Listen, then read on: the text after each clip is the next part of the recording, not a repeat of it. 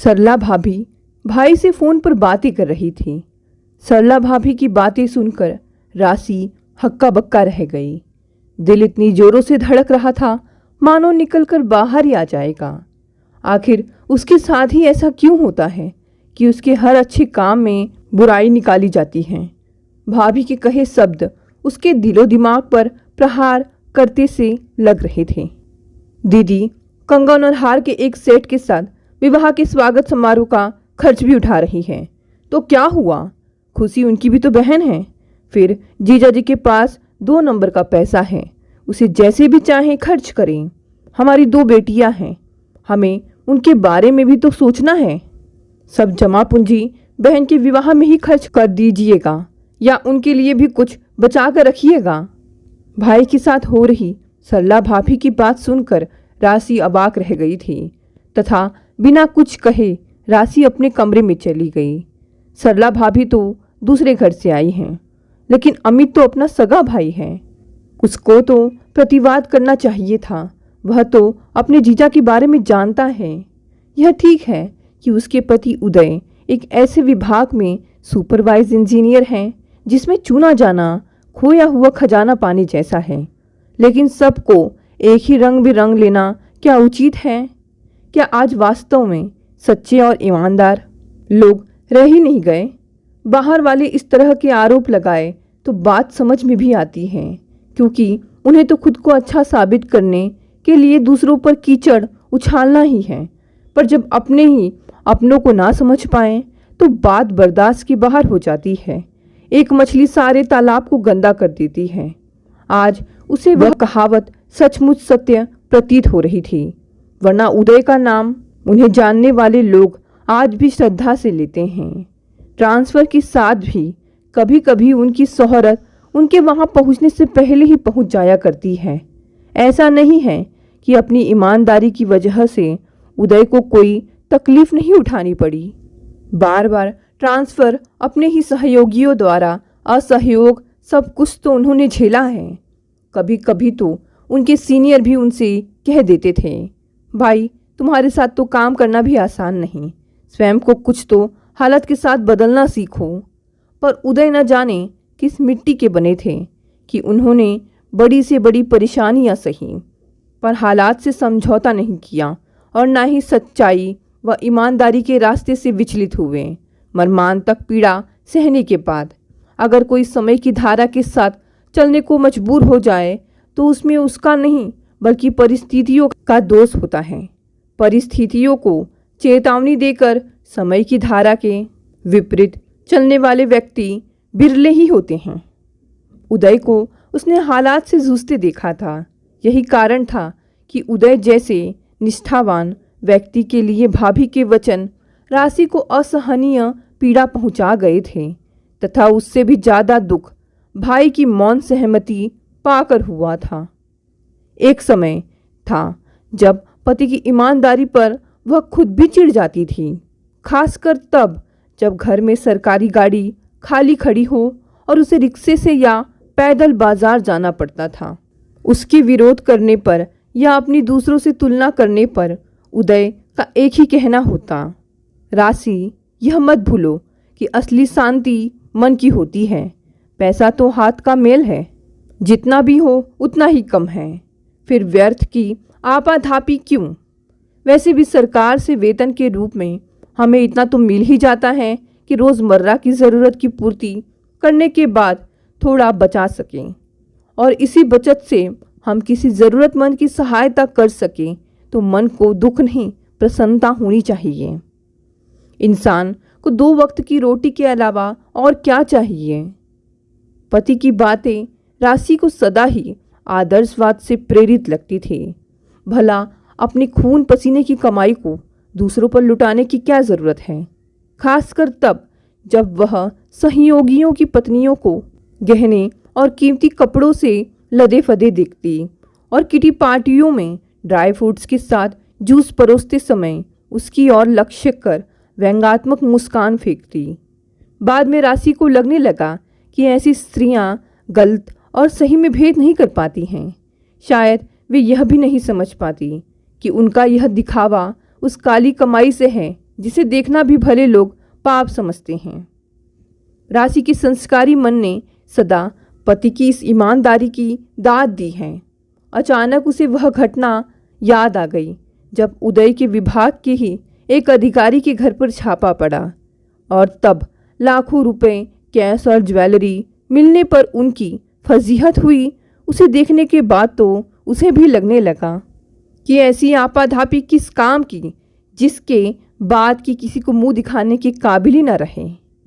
आश्चर्य तो उसे हुआ तब जब उसकी अधिकारी के बहुत करीबी दोस्त जो वफादारी का दम भरते थे उस घटना के बाद उससे कन्नी काटने लगे। शायद उन्हें लगने लगा था कि कहीं उसके साथ भी वह लपेटे में ना आ जाएं। उस समय उसकी पत्नी को अकेले ही उनकी जमानत के लिए भाग दौड़ करते देख यही लगा था कि बुरे काम का नतीजा भी बुरा ही होता है।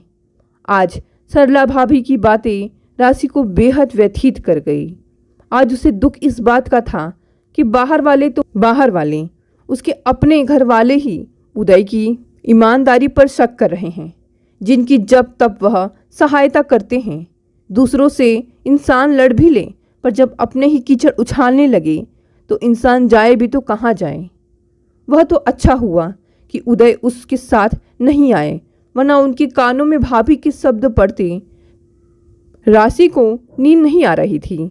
अनायास ही अतीत उसके सामने जलचित्र की भांति गुजरने लगा। पापा एक सरकारी स्कूल में अध्यापक थे। अपनी पढ़ाने की कला के कारण वह स्कूल के सभी विद्यार्थियों में फेमस थे। वह शिक्षा को समाज उत्थान का जरिया मानते थे। यही कारण था कि उन्होंने कभी ट्यूशन न ली, पर अपने छात्रों की समस्याओं के लिए उनका द्वार हमेशा खुला रहता था। उदय भी उनके ही स्कूल में पढ़ते थे। पढ़ने में तेज तथा धीर गंभीर और अन्य छात्रों से अलग पढ़ाई में ही लगे रहते थे। पापा का स्नेह पाकर वह कभी कभी अपनी समस्याओं के लिए हमारे घर आया करते थे। न जाने क्यों उदय का धीर गंभीर स्वभाव मेरी माँ को बेहद भाता था। कभी कभी वह हम भाई बहनों को उनका उदाहरण भी देती थी। एक बार पापा घर पर नहीं थे। माँ ने उदय से उनके परिवार के बारे में पूछ लिया। माँ की सहानुभूति पाकर उदय के मन का लावा फूट फूट कर बह निकला। पता चला कि उनकी माँ सौतेली है तथा पापा अपने व्यवसाय में इतने व्यस्त रहते हैं कि बच्चों की ओर ध्यान ही नहीं दे पाते। सौतेली माँ से उनके 2 भाई थे। उनकी माँ को शायद यह डर था कि उनके कारण उसके पुत्रों को बाप की संपत्ति से पूरा हिस्सा नहीं मिल पाएगा। उदय की आप बीती सुनकर माँ द्रवित हो उठी थी। उसके बाद वह अक्सर ही घर आने लगे। उदय के बाल मन पर माँ की कहीं बातें इतनी बुरी तरह से बैठ गई थी कि वह अनजाने ही अपना बचपना खो बैठे तथा उन्होंने अपना पूरा ध्यान पढ़ाई पर केंद्रित कर लिया, जिससे कुछ बनकर अपने व्यर्थ हो आए जीवन को नया मकसद दे सकें। मेरे पापा के रूप में उदय को न केवल गुरु वरन अभिभावक एवं संरक्षक भी मिल गया था। अतः जब तब अपनी समस्याओं को लेकर उदय मेरे पापा के पास आने लगे थे और मेरे पापा के द्वारा मार्गदर्शन पाकर उनका खोया आत्मविश्वास लौटने लगा था। उदय के बार बार घर आने से हम दोनों में मित्रता हो गई। समय पंख लगाकर उड़ता रहा और समय के साथ ही हमारी मित्रता प्रगाढ़ता में बदलती चली गई। उदय का परिश्रम रंग लाया। प्रथम प्रयास में ही उनका रुड़की इंजीनियरिंग कॉलेज में चयन हो गया और वह वहाँ चले गए। उदय के जाने के बाद मुझे महसूस हुआ कि मेरे मन में उन्होंने ऐसी जगह बना ली है जहाँ से उन्हें निकाल पाना असंभव है।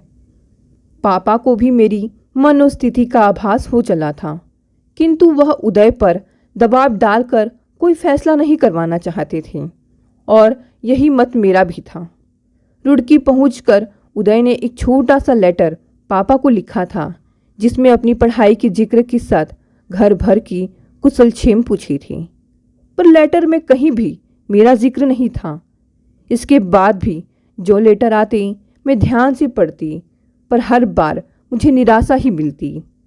मैंने उदय का यह रुख देखकर अपना ध्यान पढ़ाई में लगा लिया तथा उदय को भूलने का प्रयत्न करने लगी। दिन बीतने के साथ यादें भी धुंधली पड़ने लगी थी। मैंने भी धुंध हटाने का प्रयत्न न कर पढ़ाई में दिल लगा लिया। हायर सेकेंडरी करने के बाद मैं इंटीरियर डेकोरेशन का कोर्स करने लगी। एक दिन मैं कॉलेज से लौटी तो एक लेटर छोटी बहन खुशी ने मुझे दिया। लेटर पर जानी पहचानी लिखावट देखकर मैं चौंक उठी। धड़कते दिल से लिफाफा खोला। लिखा था, राशि, इतने सालों बाद मेरा लेटर पाकर आश्चर्य कर रही होगी, पर फिर भी आशा करता हूँ कि मेरी बेरुखी को तुम अन्यथा नहीं लोगी। हमने कभी अपने प्रेम का इजहार नहीं किया, पर हमारे दिलों में एक दूसरे की चाहत की जो लौ जली थी, उससे मैं अनजान नहीं था। मुझे अपने प्यार पर विश्वास था, बस वक्त का इंतज़ार कर रहा था। आज वह वक्त आ गया है।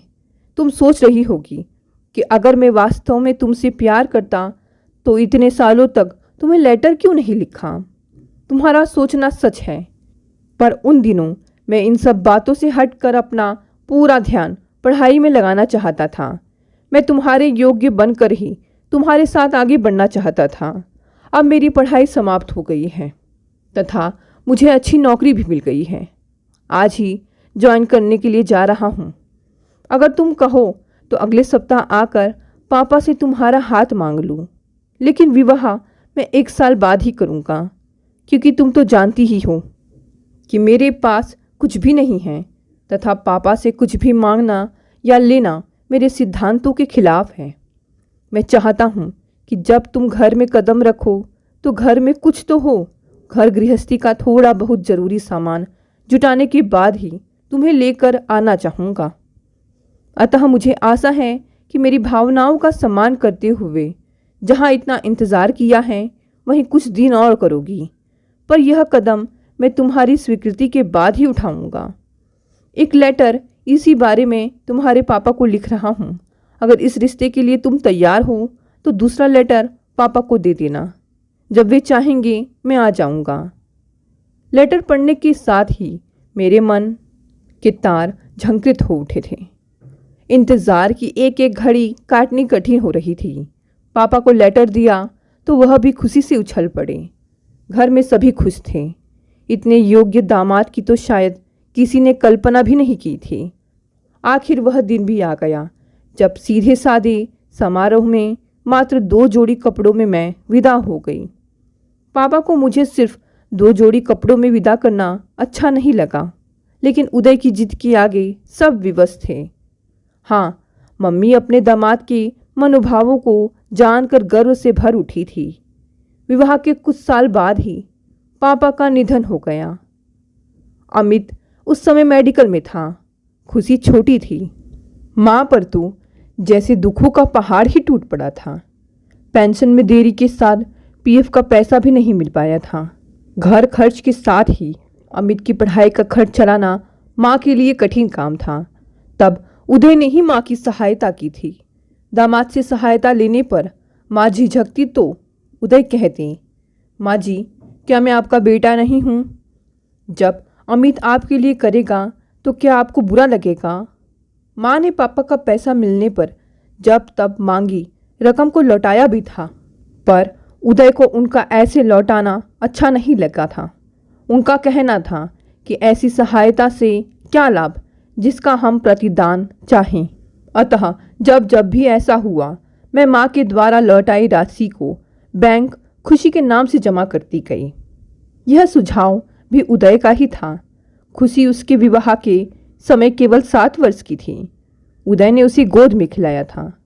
वह उसे अपनी बेटी मानते थे, इसलिए खुशी के प्रति अपने कर्तव्यों की पूर्ति करना चाहते थे और साथ ही माँ का भार कम करने में अपना योगदान देकर उनकी मदद के साथ पापा के प्रति अपनी श्रद्धा को बनाए रखना चाहते थे। वैसे भी हमारे 2 बेटे हैं। बेटी की चाह दिल में ही रह गई थी। शायद ऐसा करके उदय खुशी के विवाह में बेटी न होने के अपने अरमान को पूरा करना चाहते थे।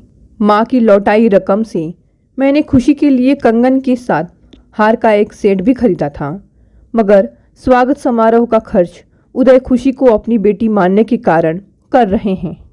पर यह बात मैं किस किस को समझाऊं? आज अमित भाई के मौन और भाभी की बातों ने राशि को मर्माहत पीड़ा पहुंचाई थी। कितना बड़ा आरोप लगाया है उसने उदय की ईमानदारी पर। सुनियोजित बचत के कारण जिस धन से आज वह बहन के विवाह में सहायता कर पा रही है, उसे 2 नंबर का धन कह दिया। वैसे भी 15 साल की नौकरी में क्या इतना भी नहीं बचा सकते कि कुछ गहनों के साथ एक स्वागत समारोह का खर्च उठा सकें? इससे 2 नंबर के पैसे की बात कहाँ से आ गई? क्या इंसानी रिश्तों का, भावनाओं का कोई महत्व नहीं रह गया है?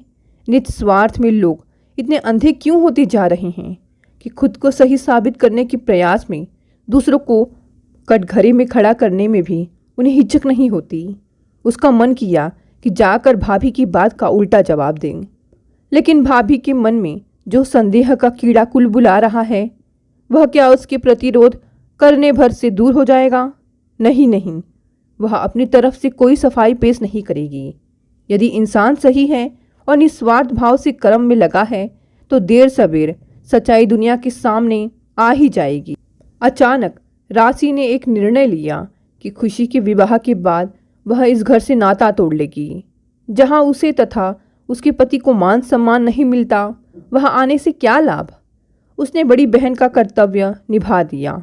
भाई पहले ही स्थापित हो चुका है तथा 2 दिन बाद छोटी बहन भी नए जीवन में प्रवेश कर जाएगी। अब उसकी या उसकी सहायता की किसी को क्या ज़रूरत? लेकिन क्या जब तक माँ है, भाई है, उसका इस घर से रिश्ता टूट सकता है? अंतर मन ने उसे झकझोरा। आखिर वह दिन भी आ गया जब खुशी को दूसरी दुनिया में कदम रखना था, वह भी ऐसे व्यक्ति के साथ जिसको वह पहले से जानती तक नहीं है। जयमाला के बाद खुशी और विनय समस्त स्नेहीजनों से शुभकामनाएं स्वीकार कर रहे थे। समस्त परिवार उन दोनों के साथ सामूहिक फोटोग्राफ के लिए मंच पर जमा हुआ था। तभी विनय के पिताजी ने एक सज्जन को विनय के चाचा के रूप में उदय से परिचय करवाया तो एकाएक चौंक कर कह उठे, उदय साहब, आपकी ईमानदारी के चर्चे तो पूरे विभाग में मशहूर हैं। आज आपसे मिलने का भी अवसर प्राप्त हो गया। मुझे खुशी है कि ऐसे परिवार की बेटी हमारे परिवार की शोभा बनने जा रही है। विनय के चाचा, जो उदय के विभाग में ही उच्च पदाधिकारी थे, उन्होंने बात इतनी गर्मजोशी के साथ कही कि अनायास ही मंच पर मौजूद सभी की नजरें उदय की ओर उठ गई। एकाएक राशि के चेहरे पर चमक आ गई। उसने मुड़कर भाभी की ओर देखा तो उसे भाई की ओर देखते हुए पाया। उसकी निगाहों में माफ़ी का भाव था या कुछ और, वह समझ नहीं पाई, लेकिन उन सज्जन से इतना कहने भर से ही उसके दिलो दिमाग पर से पिछले कुछ दिनों से रखा बोझ हट गया। सुखद आश्चर्य तो उसे इस बात का था कि एक अजनबी ने पल भर में ही उसके दिल की उस दंश को कम कर दिया जिसे अपनों ने ही दिया था। आखिर सच्चाई सामने आ ही गई। ऐसा तो एक दिन होना ही था, पर इतनी जल्दी और ऐसा होगा राशि ने स्वप्न में भी नहीं सोचा था। वास्तव में जीवन के नैतिक मूल्यों में कभी बदलाव नहीं होता। वह हर हाल, परिस्थिति और समाज में हमेशा एक से ही रहे हैं और रहेंगे। यह बात अलग है कि मानव निज स्वार्थ के मूल्यों को तोड़ता मरोड़ता रहेगा। प्रसन्नता उसे इस बात की थी कि आज भी हमारे समाज में ईमानदारी जिंदा है। दोस्तों, ये कहानी यहीं समाप्त हो गई। अगर कहानी पसंद आई तो इसे लाइक, शेयर और कमेंट करें। साथ ही साथ अगर आप नए हैं तो इस चैनल को भी सब्सक्राइब कर लें। धन्यवाद दोस्तों, मिलते हैं अगली नई कहानी से।